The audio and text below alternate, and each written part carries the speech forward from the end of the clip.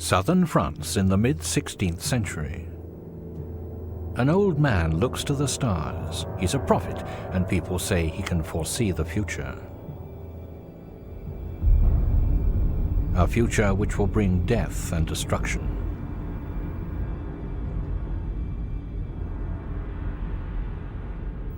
A comet will fall from the heavens, predicts this soothsayer. A heavenly body made of stone and ice. It will fall to earth and extinguish life as we know it.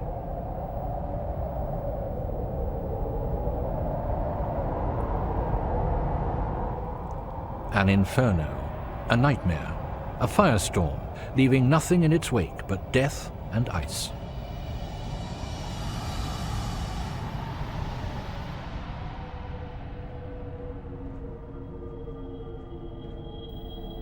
An apocalyptic vision. No one has made such dire predictions concerning the fate of our planet as this prophet from the south of France. And no one has been as widely believed as this man to this day. His name? Nostradamus.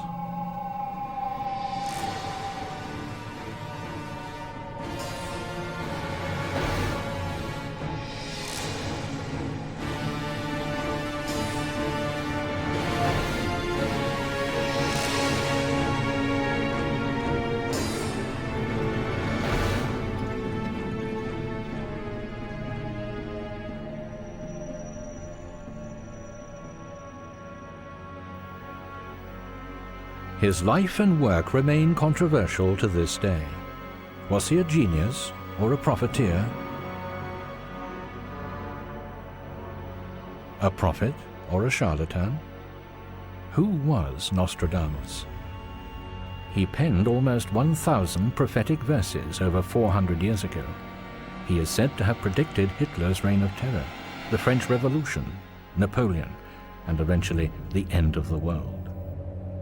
Even while he was still alive, this little booklet was a bestseller, the Prophecies. But to this day, no one has been able to provide a conclusive interpretation of these verses. They remain the playthings of people's imaginations.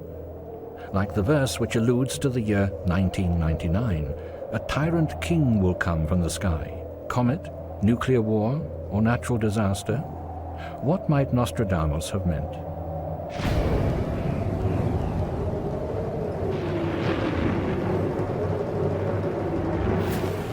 (1999) is the end of our century and of our millennium.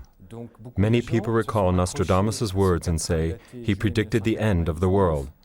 And this is why many people, especially in Japan incidentally, call Nostradamus the prophet of the apocalypse.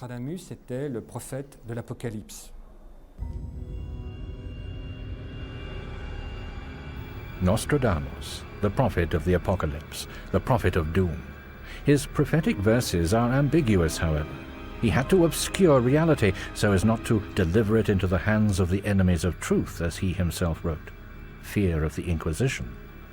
And so to this day, Nostradamus experts around the world seek the true key to the prophecies, nowadays enlisting the help of the latest technology. Deciphering expert Manfred Dimder has stored all 4,000 verses of the prophecies in his computer.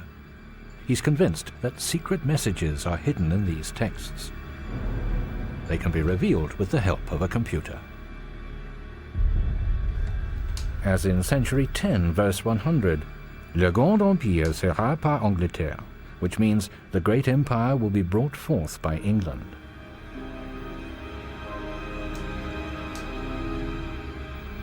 The computer program first deletes all the spaces between the words. The result?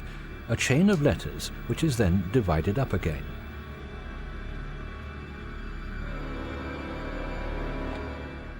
By a program that accesses a glossary with thousands of old French words. This application breaks up the words in a completely different manner. The verse is transformed. Now it reads, "The great millennium will bring a terrible era through England." Words behind words, a game of hide and seek. Manfred Dimder believes that Nostradamus had to obscure his knowledge to avoid being censored by the church.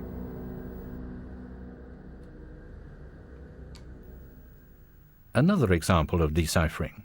The common phrase Ave Maria et Apostolis may contain a hidden reference.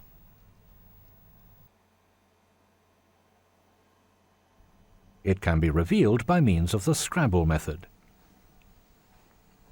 If you arrange the letters according to a certain pattern, in the shape of a diamond, 3 new lines of text appear.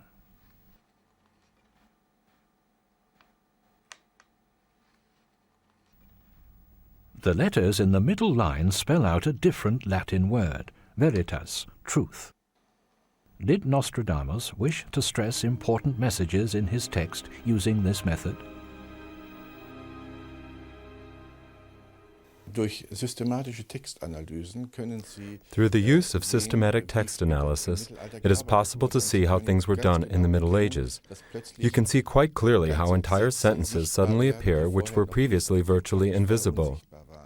Thanks to computers and word processing programs, we can now analyze and reveal things in minutes, even seconds, which it was not possible to reveal 20, 30 years ago.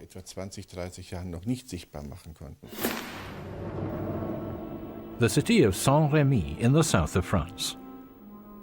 This house held the cradle of the mysterious prophet. The memorial plaque bears his date of birth, the 14th of December, 1503. Tumble-down walls, empty windows. Nothing recalls the inhabitants' former prosperity. Today, it's filled with junk. A storeroom of history.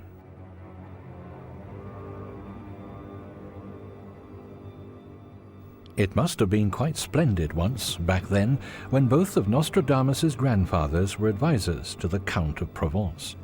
Jewish intellectuals, highly respected and well-to-do.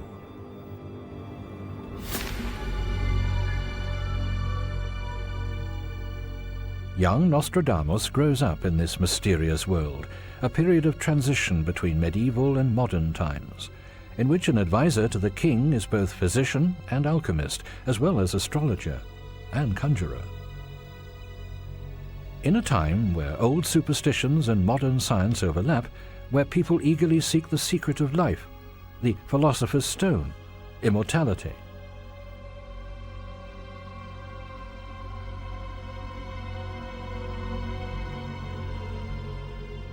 What he sees in his grandfather's house will occupy him all his life.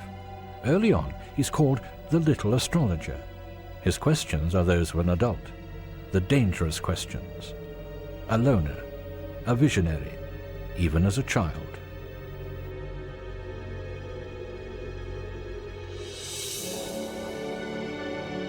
Someone who reads the future by observing nature around him.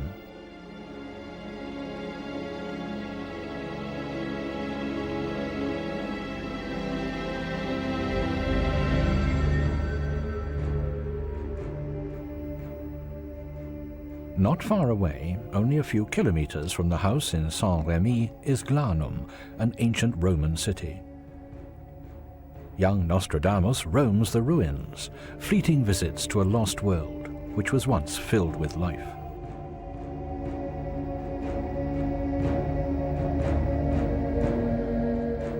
What is the meaning of time here? The past? The future? The mausoleum of Glanum is like a message from the depths of history. The weathered stone portrays a great myth of the ancients. Heracles kills the queen of the Amazons in a battle. Years later, Nostradamus will have a similar vision. He will see King Henry II of France die in a tournament. His eye will be pierced by a lance.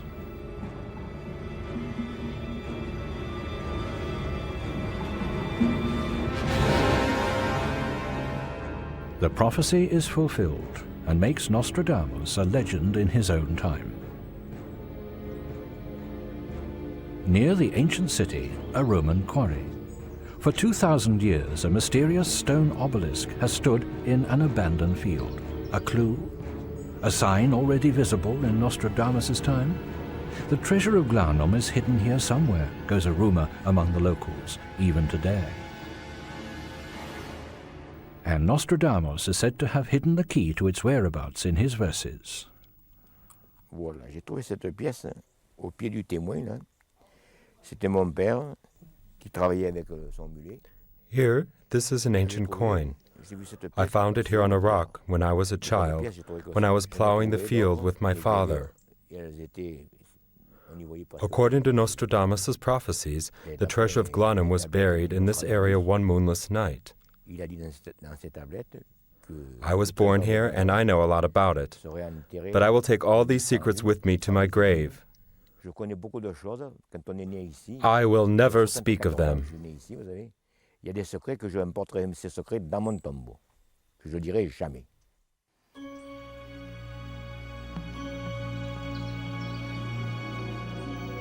A 2,000-year-old rock cavern.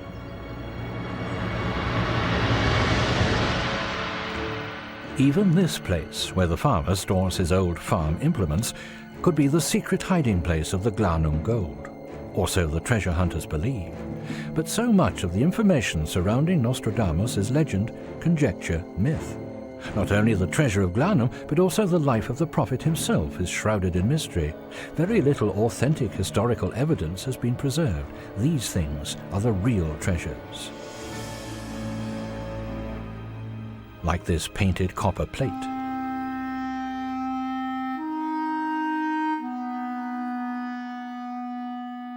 It reveals to us what he looked like. A portrait of Nostradamus painted by his son, César. Dignified and serious is how his contemporaries describe him, yet he was a rebel all his life.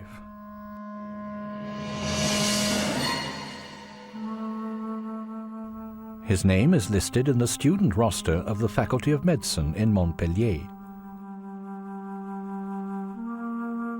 But at some point, the dean crossed out his name. He pursued exceedingly unconventional methods, according to the scribbled allegations. And the Faculty of Medicine in Montpellier was already the most progressive of its day.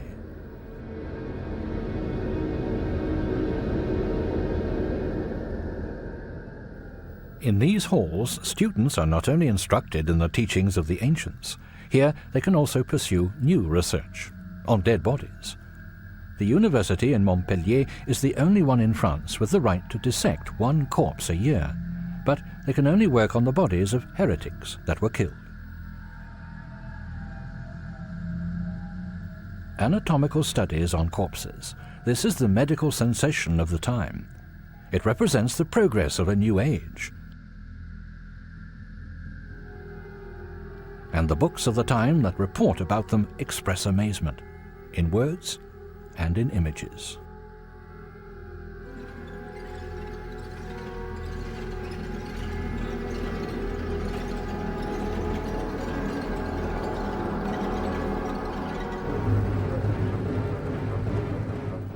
But even Montpellier, the most progressive of cities, is not spared a terrible disaster, which strikes in 1525. The plague invades the city. Nostradamus, who is still far from being a full-fledged doctor, experiences the horror firsthand.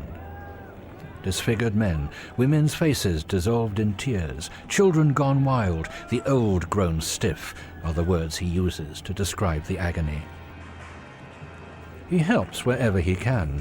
His methods are unconventional. Instead of bleeding the victims as is customary, he prescribes cleansing baths. Nobody understands why, but his methods prove successful, and he survives the horror.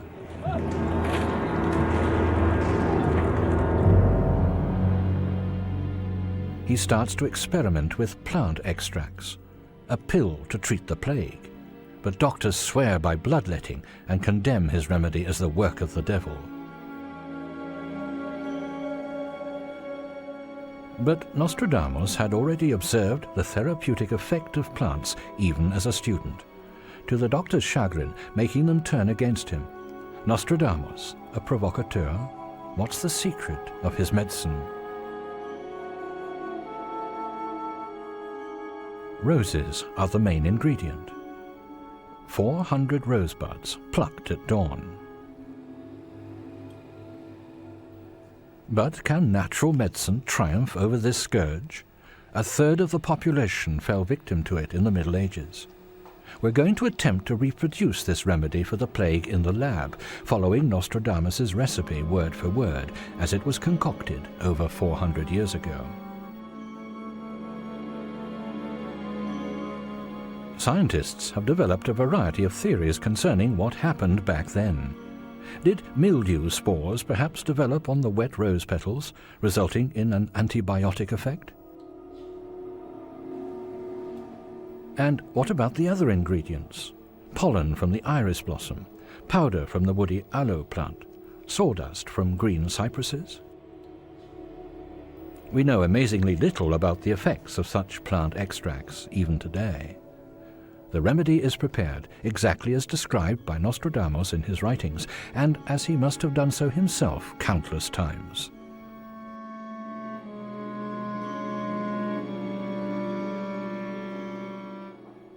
Nostradamus' ancient mortar is replaced by sterile, high-tech equipment. The Middle Ages meet the 20th century. Rare shoots of an Indian shrub, Acorus calamus, are carefully boiled in a distillery to extract their aromatic oil. Not an everyday task for a lab technician, because calamus oil is not easy to produce, not even using modern methods. Several kilograms of the root are required to distill just a few drops of the precious fluid.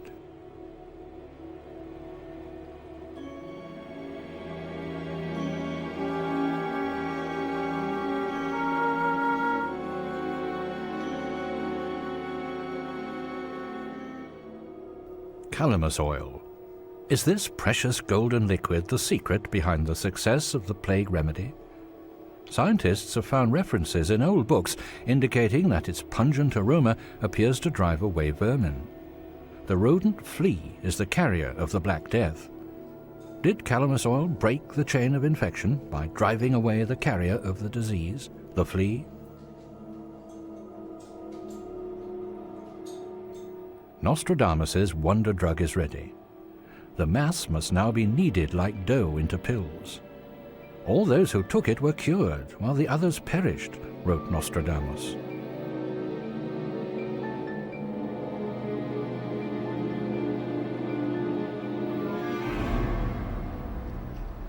The Institut Pasteur in Paris, a research center for bacterial diseases, one of the few places left on Earth where it still exists, the plague.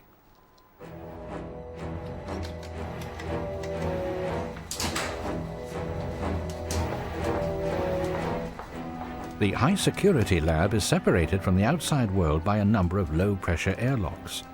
Every single case of the plague in the world is recorded and investigated here. Since the discovery of antibiotics, the Black Death has lost most of its horror, but local epidemics still flare up from time to time. Plague research remains a current concern.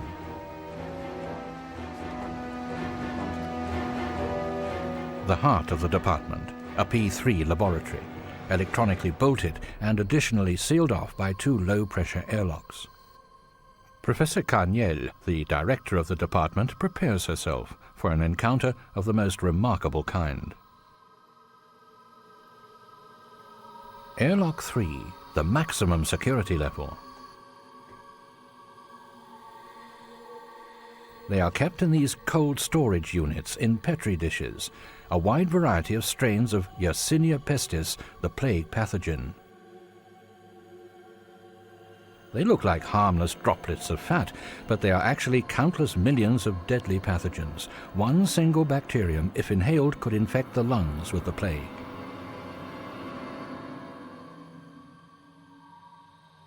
Under a microscope, you can see them quite clearly. Minuscule rods measuring mere hundredths of a millimeter. Frozen harbingers of death. It's time to put Nostradamus' remedy to the test. Will it be able to neutralize or reduce these cultures of Yersinia pestis? The scientists can only test its effectiveness in the lab, in a test tube. Today, it's no longer possible to find out how the medication would work in the body of an infected person. Besides, attempting to do so would be medically irresponsible. Still, measurements of bacterial density made by the computer chromatograph indicate a steady decrease in the number of pathogens. An antibacterial effect. Bien, on peut constater que ce remède de Nostradamus. We can conclude that Nostradamus' medicine consists of particular essential oils which have an antiseptic, antibacterial effect. This medication would therefore certainly serve to protect a person from infection.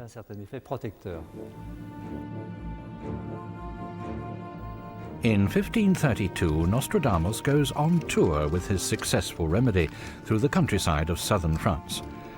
At this time, plague doctors are hired by the cities and paid according to their success rate.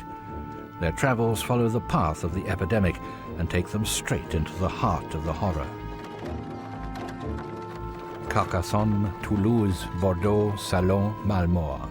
Somewhere around here, Nostradamus receives a message from one of the most famous scientists of the time, Julius Scaliger. Scaliger has heard of his success and invites him to his home in Agen.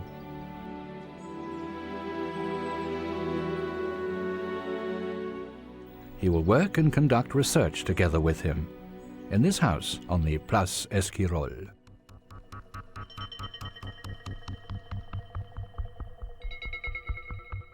Alchemy experiments. Rumors abound of forbidden scientific circles,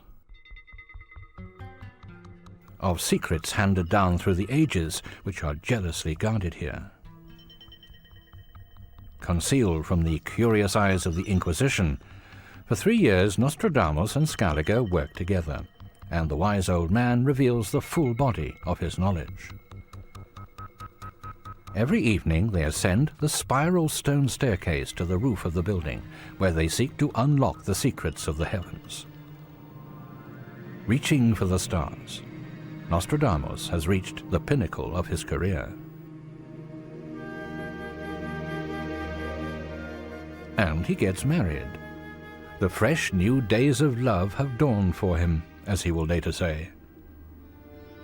His wife, a wealthy patrician from the city's high society. She will bear him 2 children.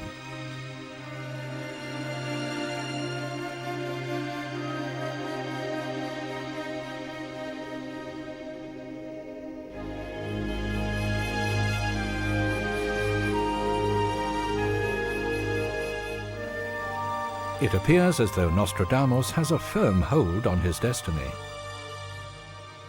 A match made in heaven, a happy family. But then disaster strikes, and even the renowned Nostradamus is powerless in the face of it.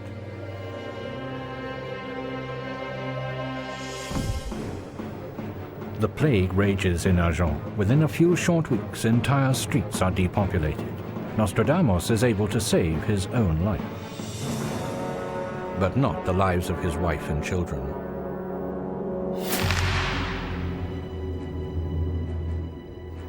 How quickly things change. Suddenly, Nostradamus' luck has taken a turn for the worse. The relatives of the dead woman demand that the dowry be returned. There's even talk of malicious intent. Might the quack healer be in league with the forces of evil? His patients desert him.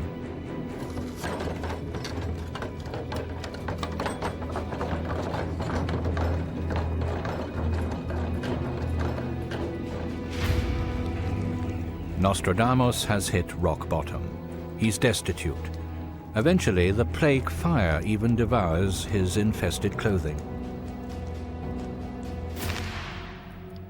And the Holy Inquisition is at his heels. He's afraid of being tortured, afraid of the terrible punishments, afraid of being branded a heretic and warlock and dying in the church's catacombs. No one is willing to protect him now.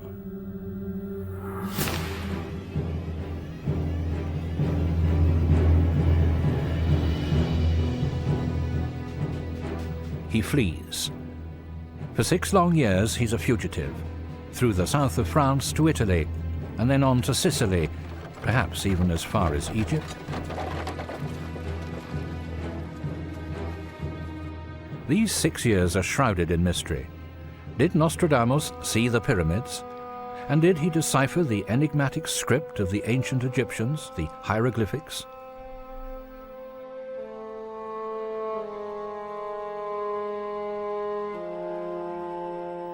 One thing is certain. During this time, Nostradamus writes a book dealing with the translation of hieroglyphics, the Book of Horus Apollo, son of Osiris, king of Egypt.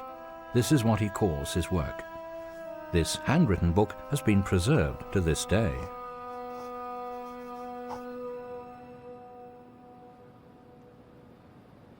The National Library in Paris. Behind these walls, Nostradamus's original manuscript is as strictly guarded as crown jewels.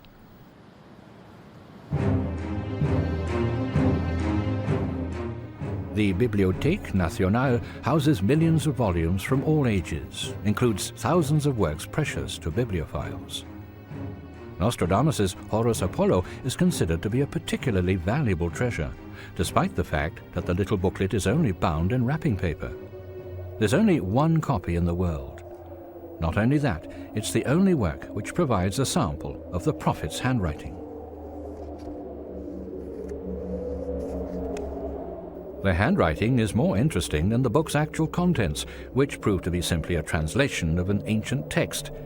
Ancient Greek Druidic sources put into verse, as he describes it.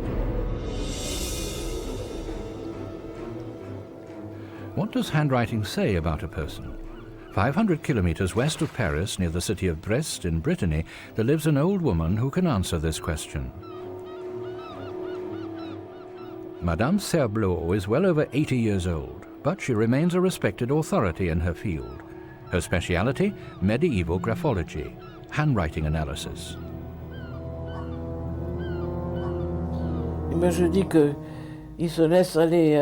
This handwriting says a lot about his inner life. You can see that the author is not acting under pretense, and that he believes in what he says.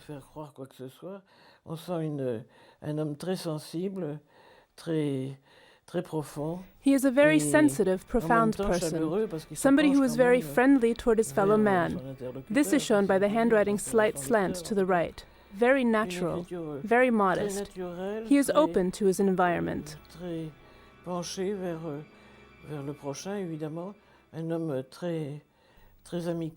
He must have been a very endearing person, a communicative person. It's interesting to note that there's nothing extreme to be seen, as one might expect of Nostradamus. Nothing points to anything out of the ordinary, to the special ability which made him famous.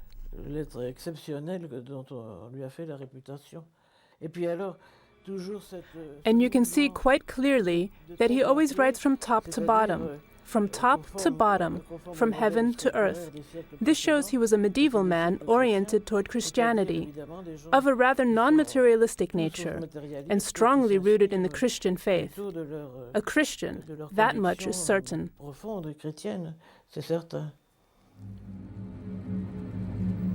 Nostradamus' support for the church is revealed in this historical document. The story of a crime in which the church made use of the prophet's talents.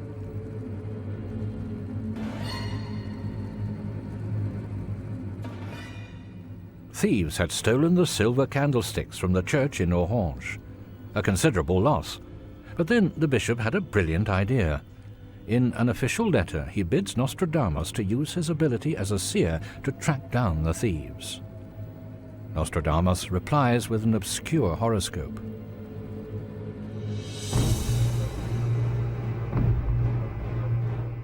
To this day, nobody has been able to provide a conclusive interpretation of these symbols. But what the prophet writes is quite concrete. He asks the bishop to read his letter out to the congregation.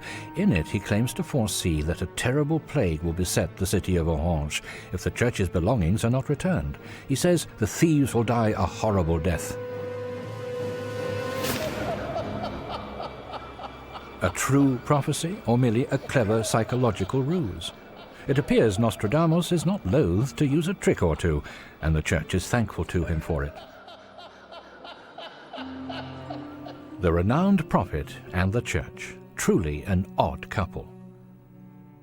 In the papal palace of Avignon, the center of Catholic power in Provence, is a familiar sight. He cultivates relations here, particularly with a certain high-ranking bishop. In the course of these encounters, Nostradamus must have visited the chapel of St. John.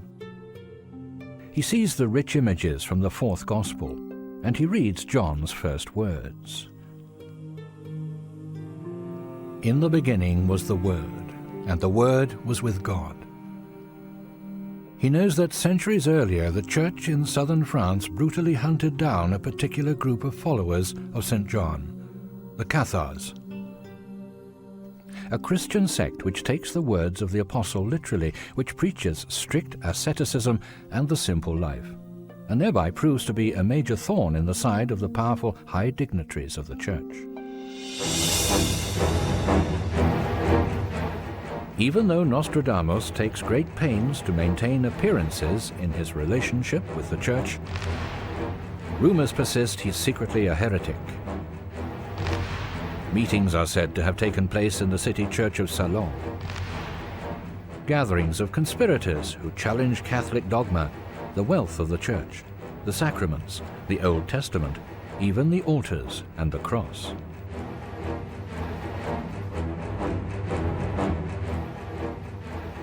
To this day, researchers believe that the heretic tradition of the Cathars was kept alive here, and that their secret leader was Nostradamus. Salon de Provence, the city where Nostradamus spends the second half of his life. A small medieval city, far from the metropolis of Paris, a city which offers safety through its very remoteness. A few steps away from the city church, the house where the prophet lived. Today, a small museum. This is how it might have been in 1550. Surrounded by books, Nostradamus sits at his desk. A brooder, a lone wolf, who seeks the security of the small city, maybe a secret opponent of the church.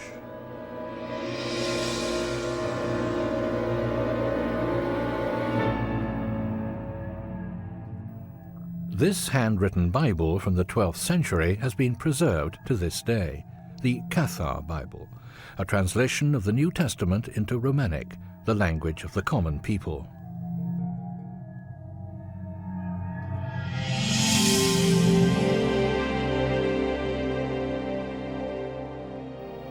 Montségur, almost 300 kilometers away from Salon, was the center of the movement.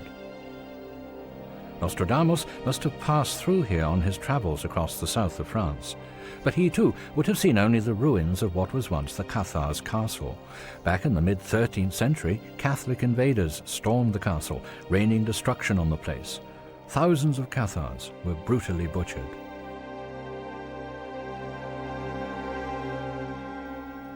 To this day, it's rumored that brave men continued the tradition in secret. Men like Nostradamus, perhaps?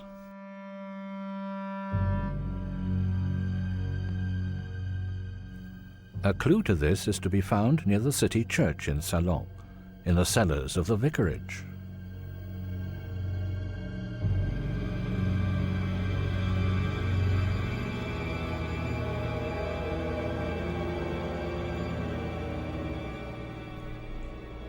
Secret passageways connect the building with the residential areas of the city. Ancient pathways which initiates may have used to travel unnoticed to forbidden gatherings.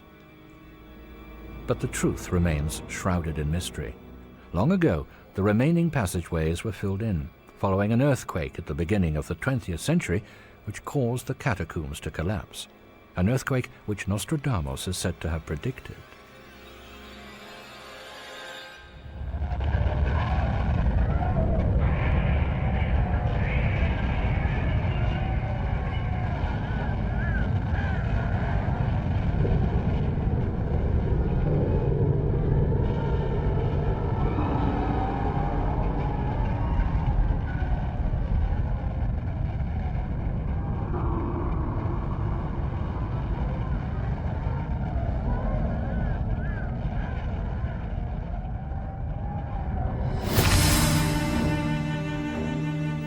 Nostradamus, the prophet of disaster, a somber voice of warning in the flowing stream of time. On the site of today's Louvre in Paris stood the palace of the King of France in the mid-16th century. Those were restless times. Catholics and Huguenots were at each other's throats. France's position in world affairs was weak. All of Europe was unstable, times of upheaval. In the summer of 1556, Nostradamus is called to the royal chambers. The uncertainty of the age boosts his popularity, especially with the king. He is to read the stars, to provide some light in these dark times.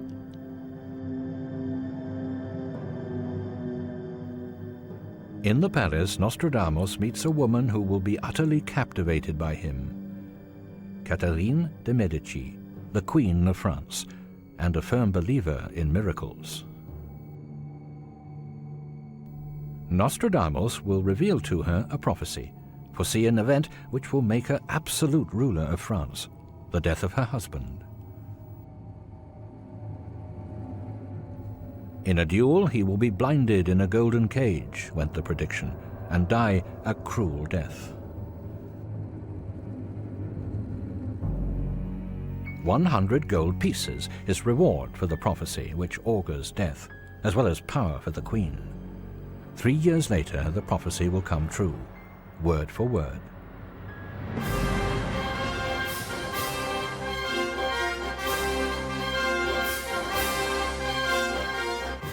The predicted duel, a friendly exhibition contest between the king and a count.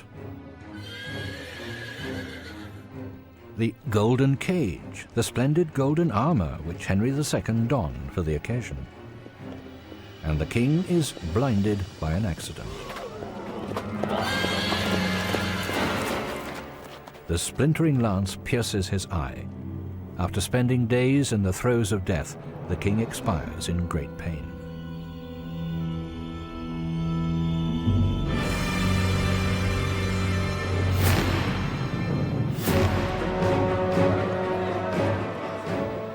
The king is dead. Turmoil in the streets of Paris. The hunt is on for a scapegoat. Nostradamus is burned in effigy. It was the prophet who made the terrible prediction. Doesn't that mean he's to blame? The streets resound with the call, Nostradamus cast a spell on France. Anger rampages.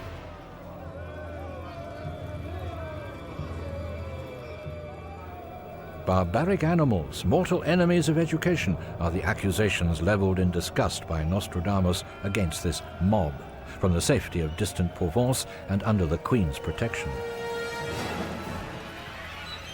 The fires burn but briefly and serve only to fire up interest in the prophet. He gains popularity as a prophet of doom, and he has retained that image to this day. In a computer studio, we've stored all publications of the prophecies in a history program. The graph shows the times when Nostradamus's book proved particularly popular over the past 400 years.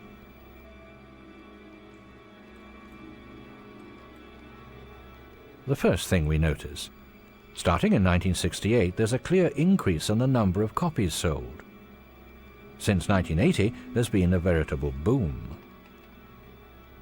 The virtual history program shows the historical context. In September 1980, the war in the Gulf threatens world peace and the economic interests of the West, a crisis which fans fears that the end of the world is near.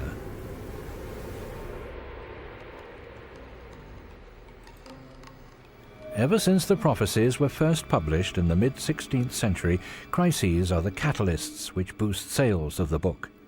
Even around 1566, the year in which the prophet died.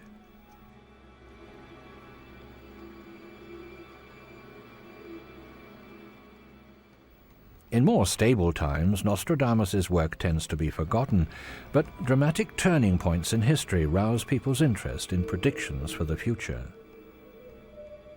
Take, for instance, 1789, the year of the French Revolution. The uncertainty of the age is reflected in the sales of Nostradamus's work, precisely mirrored.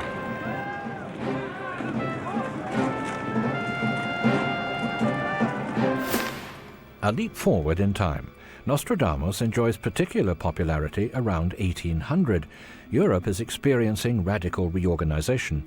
A man of diminutive stature calls into question all existing borders, Napoleon Bonaparte. He goes to war against Great Britain, Austria, Prussia, and finally pits his Grande Armée against Russia. The deep uncertainty in this time of crisis provokes a veritable Nostradamus renaissance.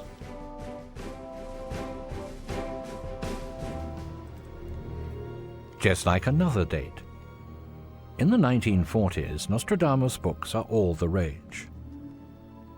His prophecies are now being abused. The Frenchman Nostradamus predicted that Greater Germany would triumph, it said. Prophecies used to fuel propaganda.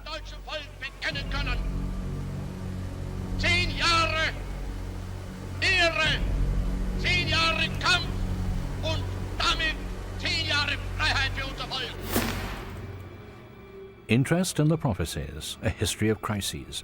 What did Nostradamus intend to achieve with his perennially pertinent omens? C'est pour interpeller les gens, pour leur dire s'ils se ressaisissent pas. He meant to issue a warning to people, time and again, to tell them, if you don't change your ways, disaster will strike. I share this opinion.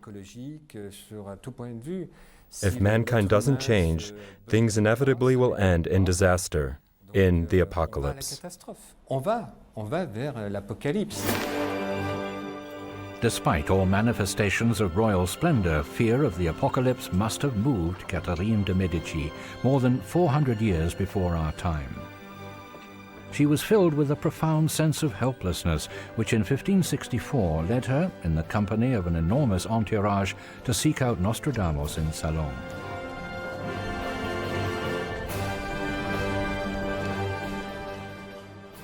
The unity of the land is threatened by an apocalyptic conflict which she, as the Queen of France, must withstand.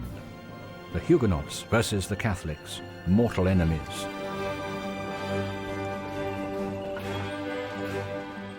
The glamour of a royal visit. To this day, the 18th of October 1564 is commemorated as a holiday in Provence. For Nostradamus, this date represents the culmination of his achievements. He has become a prophet sought out by royalty.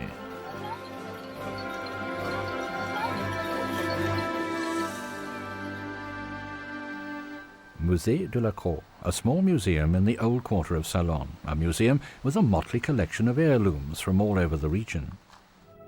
The storeroom harbours generations' worth of goods bequeathed to the state, which haven't yet found a suitable place in an exhibition room. This mysterious oil painting is amongst the forgotten treasures. It shows Catherine de' Medici's visit to Salon. At her side is Charles IX, her son, who will die at the age of 23. Then Nostradamus, portrayed as a figure of salvation. His hand rests baptism-like on the head of a naked youth.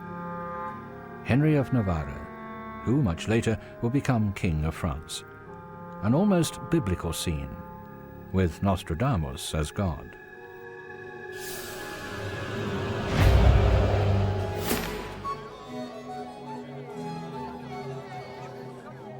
The Paris courtiers, far away from the metropolis. Bucolic amusement. France's most distinguished lords and ladies have descended upon the Provence city like locusts on a harvest and show the locals a thing or two about world culture. An absurd spectacle. A dance of death? The fabric of French society has yet to face the most strenuous test of its strength, the fight between Huguenots and Catholics, which will have its bloody showdown in the massacre of St. Bartholomew. But they don't know this yet.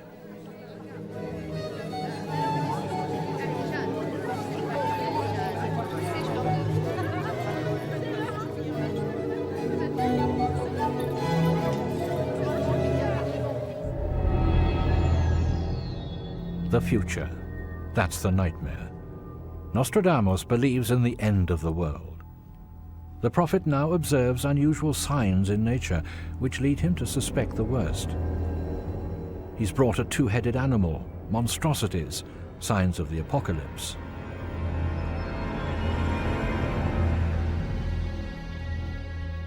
He's driven by a new sense of agitation, his secretary later writes. First, he wanted to keep his gloomy premonitions to himself, but then he brought it all out into the open. Nostradamus now writes as if in a state of transport, verse after verse, prophecy as a form of ecstasy.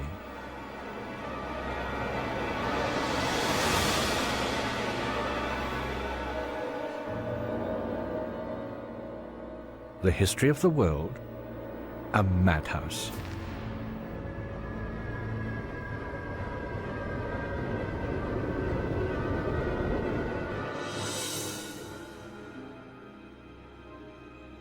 And the course of events, always in motion. The globe, a dynamo of disaster.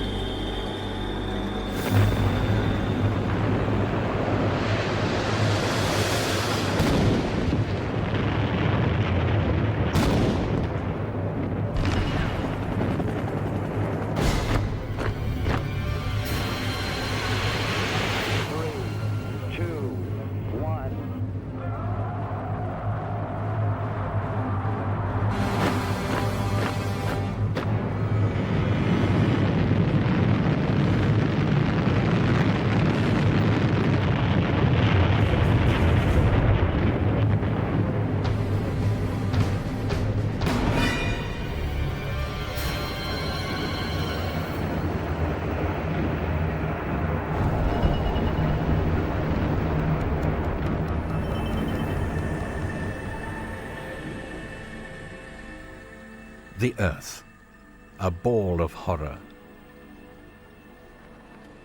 And time, a merciless mechanism producing disaster after disaster until the grand finale, the end of the world.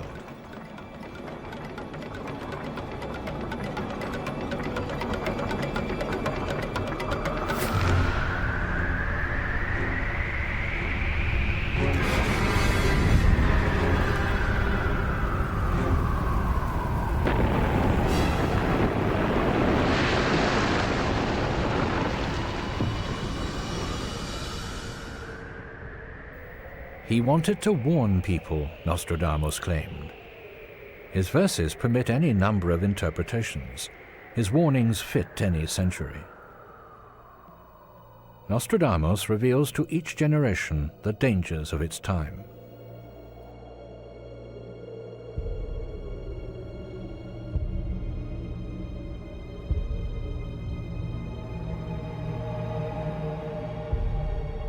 By June 1566, when Nostradamus is confined to his deathbed at his home in Salon, he has already become a legend. And he's a rich man. Nostradamus was the first man of the modern era to turn prophecy into a profitable business. He even maintained a working relationship with the most powerful institution of his time, the Church. His constant profession of faith in the Christian God dispersed all suspicions that he might be in league with the forces of evil. In his last will and testament, which he dictates to his secretary, he distributes his wealth between his second wife and his children, as painstaking as a bookkeeper. There's no more talk of the apocalypse. Nostradamus's last signature shows how much difficulty the gouty prophet had in signing his name as the end neared.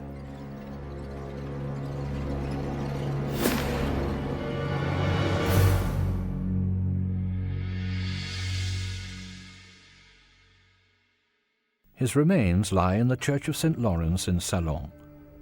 The prophet of doom was buried as a good Christian in a side chapel dedicated to the Virgin Mary. May the afterworld permit his remains to rest in peace, is written on the marble slab. This wish is not fulfilled. Time and again his grave has been opened to curious eyes, always in the expectation of some mysterious revelation. The last to do so were German occupation forces in World War II, followed by American soldiers. They did not manage to uncover Nostradamus' secret.